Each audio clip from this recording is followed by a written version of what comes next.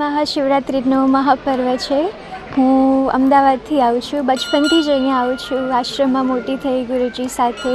દર વર્ષે અહીંયા શિવરાત્રિની મહાજ્યોત પ્રગટાય છે વિશ્વ કલ્યાણ માટે અને ખૂબ હજારોની સંખ્યામાં લોકો આવે છે.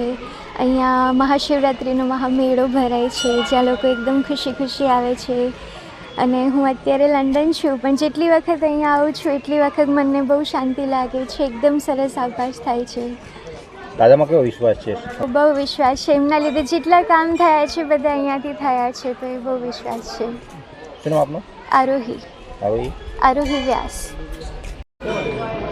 આજે મહાશિવરાત્રિનું પર્વ છે અને આજે અહીંયા કંટાળેશ્વર હનુમાન દાદાનું મંદિર બેરણા ગામ, અને અહીંયા જ્યારે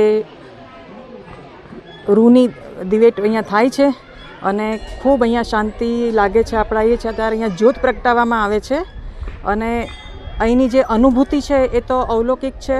અહીંયા હનુમાન દાદાનું મંદિર છે એ પણ બહુ જ અહીંયા લોકોના કાર્ય કરે છે.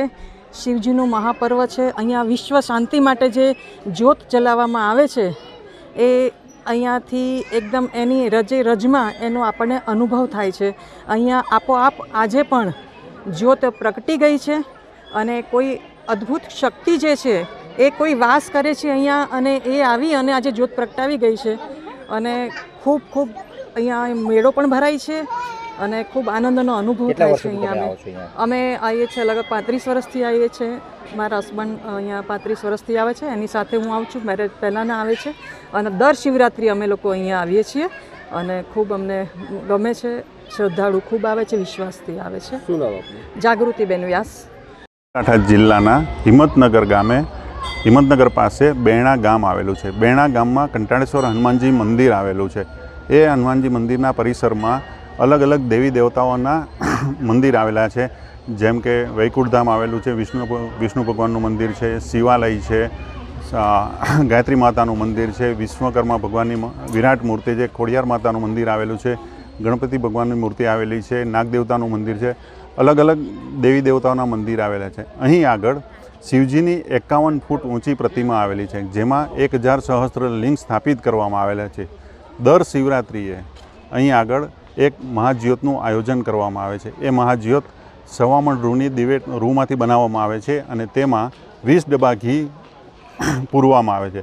આ જ્યોત સવારના પ્રગટાવવામાં આવે છે અને આખો દિવસ જ્યોત ચાલુ રહે છે. અહીં આજુબાજુના વિસ્તારમાંથી, જેમ કે ગુજરાતની આજુબાજુનો વિસ્તાર, રાજસ્થાન, મહારાષ્ટ્ર, બધી બાજુથી, બધા ગામડાઓમાંથી લાખો શ્રદ્ધાળુઓ આ જ્યોતનો લાભ લેવા માટે આવે છે અને અહીંયા ઘી ચડાવી અને એનો દર્શનનો લાભ લે છે.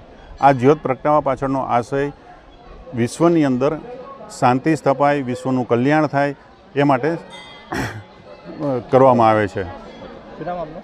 વિપુલભાઈ સુતરિયા. માં motor driving, safe and sure driving. Driving એ શોખ સાથે આપની મોટી જવાબદારી પણ છે. અમારા ઇન્સ્ટ્રક્ટર દ્વારા સચોટ અને સરળ માર્ગદર્શન. આપની રોજની તાલીમની માહિતી મેળવીને શું અધુરાશ છે એના ઉપર પૂરું ફોકસ કરાય છે.